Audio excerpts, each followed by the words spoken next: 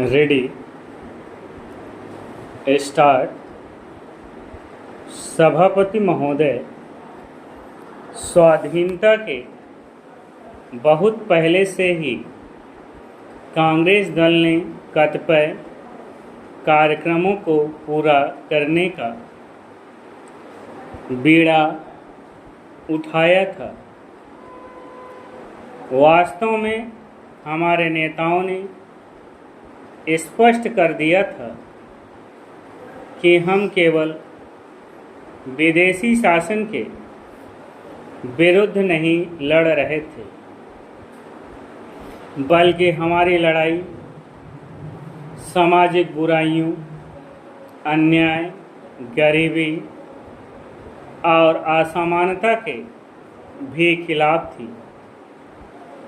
इसलिए हमारी समाज व्यवस्था को देश की दीर्घकालीन विकास की आवश्यकताओं की अपेक्षा किए बिना सामान्य जनों की वास्तविक ज़रूरतों को पूरा करना है।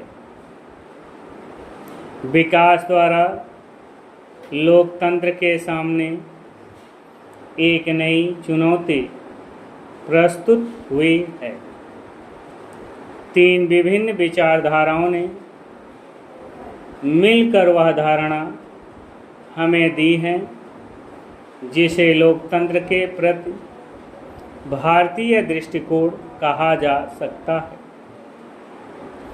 एक तो उदारवाद और संसदीय लोकतंत्र का विचार है, जो ब्रिटिश प्रणाली से जन्मा है और जिसके अंतर्गत आती हैं संसदीय संस्थाएं, राजनीतिक दल, स्वतंत्र चुनाव, मूल अधिकार और स्वतंत्रताएं, कानून का शासन आदि, जो हमारी लोकतंत्री प्रणाली के राजनीतिक केंद्र बिंदु हैं। हमारी राजनीतिक प्रणाली के मध्य में स्थित हैं संसद और केंद्र तथा राज्यों में सरकार का विधायिका के प्रति उत्तरदायित्व निर्विवाद है। आधुनिक समाज में स्वतंत्रता के अंतर्गत न तो वैयक्तिकता की असीमित अभिव्यक्ति को स्वीकार माना जा सकता है, न सामाजिक हित और सार्वजनिक कल्याण के विरुद्ध निजी हित और निजी उद्यम को वरीयता मिल सकती है। स्वतंत्रता का अभिप्राय है व्यक्ति के अधिकारों और समाज के अधिकारों के बीच लगातार नाजुक संतुलन बनाते रहना।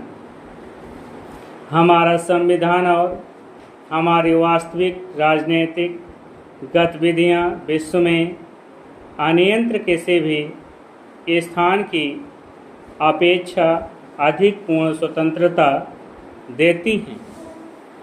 हमने अखबारों की स्वतंत्रता को स्वीकार किया है, लेकिन हम इस बात को नहीं मानते कि अखबारों की स्वतंत्रता का अर्थ है अखबारों पर उद्योगपतियों के आधिपत्य की स्वतंत्रता अथवा या कि संपत्ति के अधिकार को ऐसे प्रगतिशील और आवश्यक सामाजिक कानून बनाने की राह में रोड़े अटकाना चाहिए, जिनका उद्देश्य गरीब और अमीर के बीच अत्यधिक असमानताओं को कम करना या आर्थिक स्वाधीनता को बहुसंख्यक जनता के लिए वास्तविक बनाना हो। हमने इन विसंगतियों को दूर करने के लिए उपाय किए हैं। हमने संविधान में संशोधन किए हैं जिससे लोकतंत्र को और ठोस बनाया जा सके। दूसरी प्रमुख विचारधारा है समाजवादी विचारों की, जिसके अंतर्गत सामाजिक, लोकतंत्र तथा आर्थिक आयोजन और विकास पर जोर दिया गया है। हमारे स्वाधीनता आंदोलन ने राजनीतिक आज़ादी और लोकतंत्र की व्याख्या सामान्य जन के कल्याण के रूप में की थी। स्वाधीनता के बाद यह व्याख्या हमारी लोकतंत्रीय पद्धति का प्रमुख तत्व बन गई। महोदय, वस्तुतः लोकतंत्र के पूरा ढांचा बहुत पहले सामाजिक और आर्थिक कांग्रेस दल ने कतिपय पूर्ति के लिए बनाया गया पूरा करने का।